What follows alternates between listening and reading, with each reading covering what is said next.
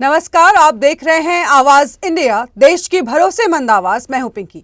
खबरों का सिलसिला शुरू करने से पहले आइए नजर डाल लेते हैं आज की हेडलाइंस पर। पीएम मोदी ने पुतिन के आवास पर हुए ड्रोन हमले पर जताई चिंता, शांति के लिए कूटनीतिक प्रयासों पर दिया जोर। अधीर रंजन ने की पीएम मोदी से मुलाकात, बंगाल चुनाव को लेकर हुई चर्चा। विकास रुका, भ्रष्टाचार बढ़ा, 2026 में बदलाव तय, पश्चिम बंगाल में बोले अमित शाह। एआई से मतदाता सूची में छेड़छाड़ हो रहा है, बांकुड़ा में गरजी ममता बनर्जी, चुनाव आयोग को दी चेतावनी। और एंजल चकमा की मौत का मामला पहुंचा सुप्रीम कोर्ट, नस्लीय भेदभाव और हिंसा रोकने की पीआईएल दायर। अब खबरें विस्तार से। प्रधानमंत्री नरेंद्र मोदी ने रूस के राष्ट्रपति व्लादिमीर पुतिन के आवास पर यूक्रेन के कथित ड्रोन हमले की खबरों पर गहरी चिंता व्यक्त की है। उन्होंने सोशल मीडिया प्लेटफॉर्म पर लिखा है कि वर्तमान समय में कूटनीतिक प्रयास ही दुश्मनी खत्म करने और शांति स्थापित करने का सबसे प्रभावी तरीका है।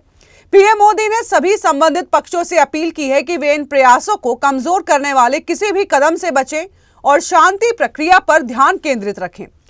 यह बयान ऐसे समय में आया है जब रूस ने दावा किया है कि यूक्रेन के 91 लंबी दूरी के ड्रोन ने नोवगोरोड स्थित पुतिन के कंट्री रेसिडेंट पर हमला करने की कोशिश की थी।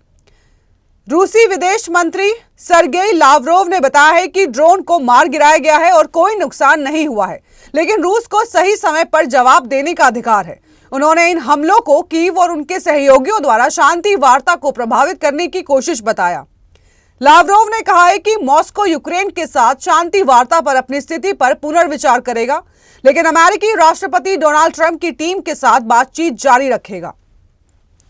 उन्होंने यह भी बताया है कि पुतिन ने सोमवार को ट्रंप को फोन करके राष्ट्रपति आवास पर हुए हमले की जानकारी दी।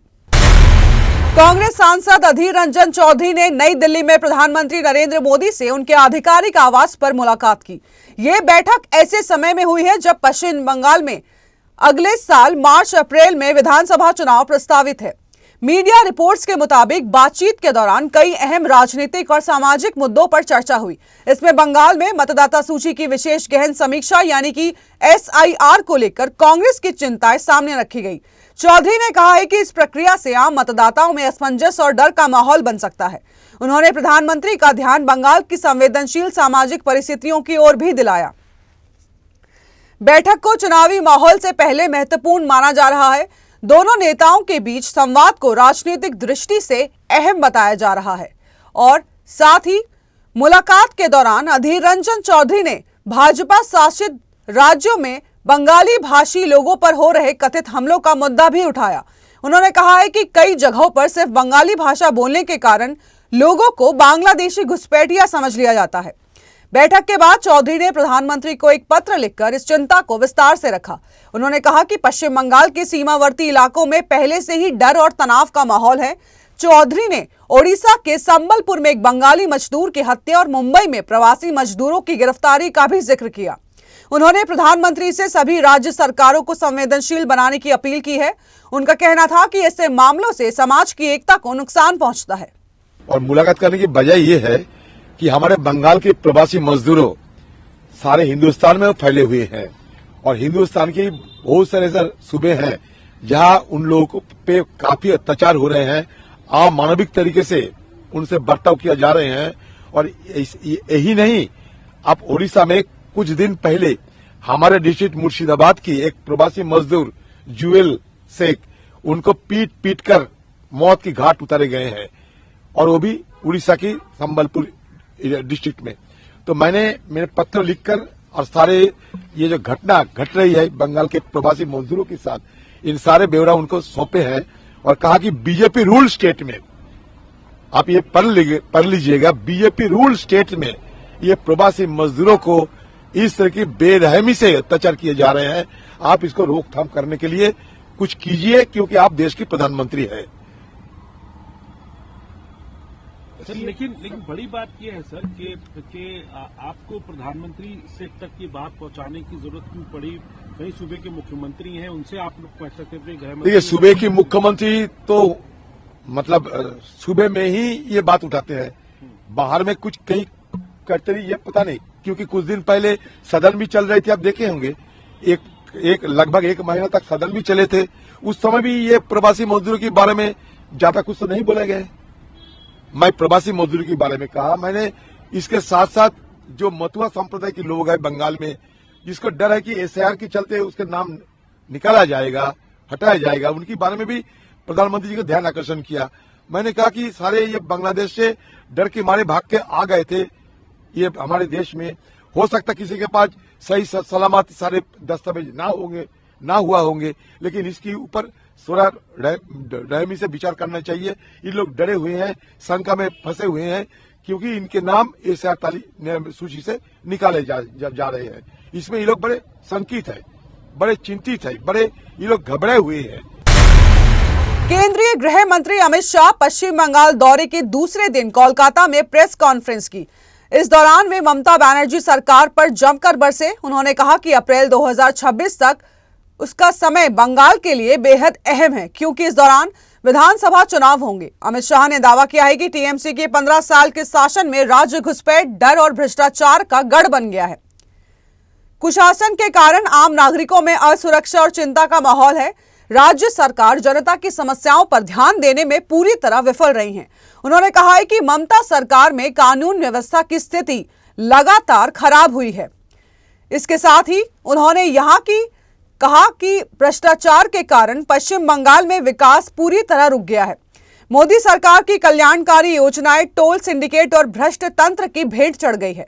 15 अप्रैल 2026 के बाद जब बंगाल में बीजेपी सरकार बनेगी तो राज्य की विरासत और संस्कृति को फिर से जीवित किया जाएगा। उन्होंने कहा है कि बंग भूमि बीजेपी के लिए विशेष महत्व रखती है, क्योंकि पार्टी के संस्थापक डॉक्टर श्याम प्रसाद मुखर्जी इसी धरती से जुड़े हैं। अमित शाह ने दावा किया है कि बीजेपी 2/3 बहुमत के साथ सरकार बनाएगी। तृणमूल कांग्रेस के 15 साल के शासन में भय, भ्रष्टाचार और कुशासन और विशेषकर घुसपैठ से बंगाल की जनता चिंतित भी है, भयभीत भी है और आशंकित भी है। हम भारतीय जनता पार्टी के सभी कार्यकर्ता बंगाल की जनता को आश्वासन भी देना चाहते हैं और वादा भी करना चाहते हैं कि मोदी जी के नेतृत्व में बंगाल में भारतीय जनता पार्टी की सरकार बनने के साथ ही यहां की विरासत को हम पुनर्जीवित करेंगे।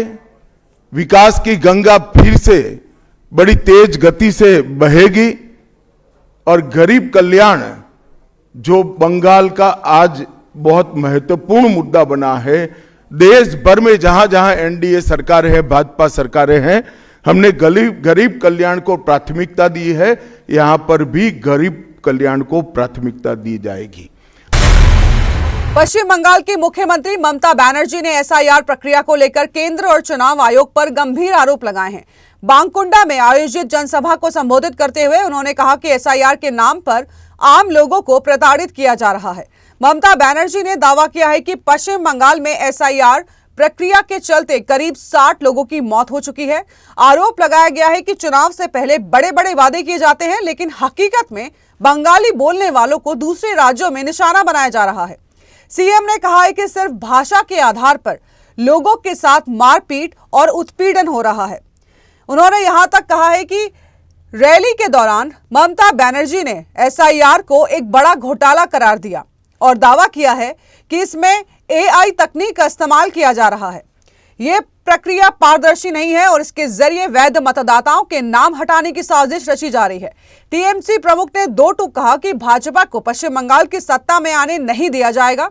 उन्होंने चेतावनी दी है कि अगर मतदाता सूची से एक भी सही मतदाता का नाम काटा गया तो टीएमसी दिल्ली में चुनाव आयोग के कार्यालय का घेराव करेगी।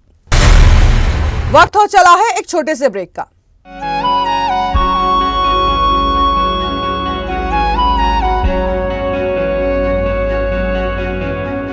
आवाज इंडिया, आवाज इंडिया, आवाज इंडिया, आवाज इंडिया,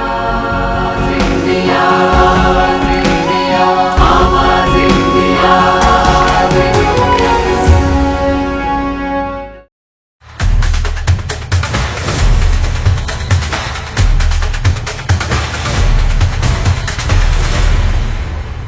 ब्रेक के बाद आप सभी का स्वागत है। बढ़ते हैं अगली खबर की ओर। प्रियंका गांधी वाड्रा के बेटे रेहान वाड्रा की शादी तय होने के दावों के बीच बीजेपी नेता और राजस्थान सरकार के मंत्री सुमित गोदारा का विवादित बयान सामने आया है। गोदारा ने रेहान की सगाई की खबरों पर प्रतिक्रिया देते हुए राहुल गांधी को लेकर तंज कसा है। उन्होंने कहा है कि अब मामा राहुल गांधी को भी शादी कर लेनी चाहिए। मंत्री ने राहुल गांधी को रायबरेली से सांसद और लोकसभा में नेता प्रतिपक्ष बताते हुए ये टिप्पणी की है। गोदारा ने कहा है कि राहुल गांधी की शादी हो जाएगी तो वह सही ढंग से चलने लगेंगे। उन्होंने ये भी कहा है कि फिलहाल राहुल गांधी सही नहीं चल पा रहे हैं। बयान को निजी जीवन से जोड़कर राजनीतिक हमला माना जा रहा है। बीजेपी नेता का यह बयान सियासी गलियारों में चर्चा का विषय बन गया है। इस टिप्पणी को लेकर कांग्रेस नेतृत्व पर व्यक्तिगत कटाक्ष के तौर पर भी देखा जा रहा है। इतना ही नहीं, उन्होंने दोहराया कि शादी के बाद राहुल गांधी का रवैया और कामकाज दोनों बदल जाएंगे। दूसरी ओर रेहान वाड्रा को लेकर दावा किया जा रहा है कि उनकी शादी फोटोग्राफर अवीवा बेग से हो सकती है। दोनों परिवारों के बीच सहमति बनने की बात कही जा रही है। हालांकि आधिकारिक पुष्टि अभी तक नहीं हुई है। अवीवा बेग दिल्ली की रहने वाली फोटोग्राफर और प्रोडक्शन कंपनी एटेलियर 11 की को फाउंडर है। रेहान वाड्रा भी एक पेशे से फोटोग्राफर हैं और दोनों लंबे समय से साथ चल रहे हैं। बीजेपी मंत्री का फोकस हालांकि रेहान से ज्यादा राहुल गांधी की निजी जिंदगी पर रहा है। उनके बयान को चुनावी माहौल में राजनीतिक व्यंग्य के रूप में देखा जा रहा है। देहरादून में त्रिपुरा के 24 वर्षीय छात्र एंजल चकमा की मौत का मामला अब सुप्रीम कोर्ट तक पहुंच गया है। मंगलवार को दायर पीआईएल के पूर्वोत्तर और सीमावर्ती इलाकों के नागरिकों के खिलाफ नस्लीय भेदभाव और हिंसा को रोकने की मांग की गई है। याचिका में संवैधानिक नाकामी को दूर करने के लिए न्यायिक दखल की भी अपील की गई है। एंजल चकमा 27 दिसंबर को देहरादून के सेलाकू इलाके में हुई नस्लीय हमले में गंभीर रूप से घायल हुए थे और इलाज के दौरान ही उनकी मौत हो गई थी। वो एमबीए की पढ़ाई के लिए देहरादून आए थे और घटना के समय अपने छोटे भाई माइकल के साथ थे। परिवार का कहना है कि यह हमला नस्लीय नफरत से प्रेरित था। आरोपियों के खिलाफ कड़ी कार्रवाई की मांग की जा रही है। पीआईएल दिल्ली के वकील अनूप प्रकाश अवस्थी द्वारा दायर की गई है और इसमें केंद्र सरकार के साथ सभी राज्यों और केंद्र शासित प्रदेशों को पक्षकार बनाया गया है। याचिका में संविधान के अनुच्छेद 14, 19 और 21 के उल्लंघन का हवाला देते हुए स्पष्ट दिशा निर्देश बनाने की भी मांग की गई है। इसमें रेशियल स्लर को अलग श्रेणी का घृणा अपराध मानने और इसके लिए सजा तय करने की भी अपील की गई है। परिवार सभी आरोपियों के लिए फांसी या कम से कम आजीवन कारावास की मांग कर रहा है। याचिका में न्यायपालिका से आग्रह किया गया है कि वो नस्लीय हिंसा को रोकने के लिए तत्काल कदम उठाए। इस हमले को संवैधानिक और कानूनी दृष्टि से गंभीर माना जा रहा है। भव्य राम मंदिर में रामलला की प्राण प्रतिष्ठा की दूसरी वर्षगांठ के उत्सव के बीच अयोध्या भक्ति समय उल्लास में डूबी हुई है। हर ओर जय श्री राम के उद्घोष गूंज रहे हैं और श्रद्धालु नए साल के आगमन के अवसर पर दर्शन के लिए पहुंच रहे हैं। प्रतिष्ठा द्वादशी पुराने साल की विदाई और नए साल के स्वागत को भी खास बना रही है। राम मंदिर ट्रस्ट की ओर से अंगद टीला में समारोह की शुरुआत हो चुकी है। रामचरितमानस के संगीतमय पाठ और राम कथा का प्रवाह श्रद्धालुओं को भगवान राम की जीवन से जुड़ी कहानियों से रूबरू करवा रहा है। रामलीला मंचन और सांस्कृतिक कार्यक्रम उत्सव की शोभा बढ़ा रहे हैं। आयोजन में भक्तों की भव्य उपस्थिति और उल्लास को देखा जा सकता है। इतना ही नहीं, इसके साथ हम आपको बता दें कि 31 दिसंबर को मुख्य समारोह की सभी तैयारियां पूरी हो गई हैं और भव्य पंडाल सजकर तैयार है। सुरक्षा एजेंसियां लगातार चौकसी बरत रही हैं ताकि कार्यक्रम सुरक्षित तरीके से संपन्न हो। मुख्य समारोह में रक्षा मंत्री राजनाथ सिंह और मुख्यमंत्री योगी आदित्यनाथ भी शामिल होंगे। रक्षा मंत्री रामलला की आरती उतारेंगे और भक्तों को दर्शन का अवसर मिलेगा। राम जन्मभूमि परिसर में अन्नपूर्णा मंदिर के शिखर पर ध्वजारोहण भी किया जाएगा। श्रद्धालुओं की भीड़ और उत्सव का माहौल रामनगरी में चार चांद लगा रहा है। यह समारोह भक्ति और उल्लास का अद्भुत संगम प्रस्तुत कर रहा है। भारतीय महिला क्रिकेट टीम की आक्रामक ओपनर शेफाली वर्मा ने आईसीसी महिला टी20 अंतर्राष्ट्रीय रैंकिंग में शानदार उछाल लगाया है। 21 वर्षीय शेफाली नवीनतम बल्लेबाजी रैंकिंग में 4 पायदान पर ऊपर चढ़कर छठे स्थान पर पहुंच गई है। श्रीलंका के खिलाफ टी20 सीरीज में लगातार अर्धशतकीय पारियों ने उन्हें यह सफलता दिलाई है। दूसरे टी20 में शेफाली ने 34 गेंदों पर नाबाद 69 रन बनाए, जबकि तीसरे और चौथे मुकाबले में भी विस्फोटक पारियां खेली। इन प्रदर्शनों ने उन्हें दुनिया की शीर्ष बल्लेबाजों में शामिल कर दिया है। भारतीय टीम की उप कप्तान स्मृति मंधाना ने चौथे टी20 में 80 रन बनाए और रैंकिंग में तीसरे स्थान पर कायम है। मिडिल ऑर्डर बल्लेबाज जेमिमा रोड्रिग्स एक पायदान खिसक कर 10वें स्थान पर पहुंच गई है। इसके साथ ही गेंदबाजी में अनुभवी ऑलराउंडर दीप्ति शर्मा ने अपना नंबर 1 स्थान बरकरार रखा है। तेज गेंदबाज रेणुका सिंह ठाकुर भी टॉप 10 में शामिल हुई हैं और 8 स्थान की लंबी छलांग लगाकर संयुक्त रूप से 6ठा स्थान हासिल किया है। तीसरे टी20 में उनका 4 विकेट पर 21 रन का मैच जिताऊ स्पेल भारत की 8 विकेट की जीत में निर्णायक रहा। भारत की युवा बाएं हाथ की स्पिनर की श्रेणी श्री चरणी 17 पायदान ऊपर 92वें स्थान पर पहुंच गई है, जबकि वैष्णवी शर्मा ने अपने पहले अंतर्राष्ट्रीय सीरीज में 390 स्थान की जबरदस्त छलांग लगाकर 124वां स्थान हासिल कर लिया है। तो देश और दुनिया की बड़ी खबरों में फिलहाल के लिए इतना ही। जुड़े रहिए आवाज इंडिया के साथ, जल्द होगी मुलाकात। तब तक के लिए नमस्कार।